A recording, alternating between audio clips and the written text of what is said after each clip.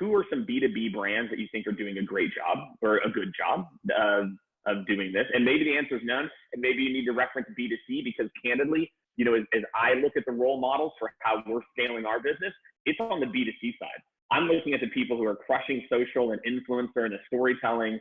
I'm not really impressed with many companies. I think Amex, actually, at the small business level, does some decent things on social and local events.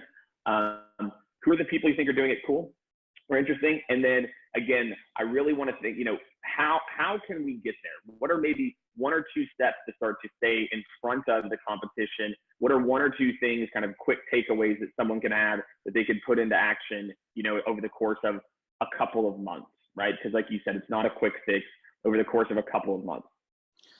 So I'm going to have to say that the first thing I actually think people should do is actually read my book. I've had some people that have actually read it 4 times.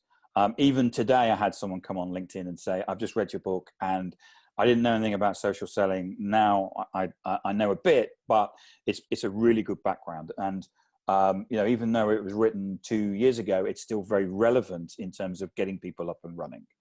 The 2 things that you need to think about in terms of, you need to have a personal brand. Now, a personal brand doesn't mean you've got to look like Brian Solis or Chris Brogan or someone like this. This is about having a profile on social that if someone, a buyer, finds you, they go, you're the solution to my problem. Rather than, you know, it's not about having something mega. It's just having something that isn't salesy. Because no one got up in the morning and said, you know, first thing I want to do today is talk to a salesperson. And then the next thing is that it's about the strength of your network. And you know, there's a lot of people that send connection requests. You really need to filter through those, because this is not a numbers game on having lots of connections. This is about having a network. I know someone who's got 30,000 connections and they're out of work. So that kind of proves that, you know, you need to have a network.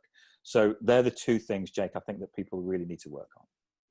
I think that's great. And I think one of the things that the personal brand one is what I'm keen to continue to focus on is when we're working with sales organizations, the brand needs to not be about you being an expert in sales or marketing. Your buyers, they're buying, you know, industrial manufactured goods, right?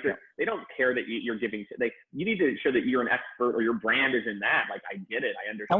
And we do that at meetings. You know, if a salesperson and I'm selling industrial machinery, I go to the meeting and I explain to people how long I've been in the industrial machinery market and that. But we don't say that online. We just come across as exactly numpty. Yeah.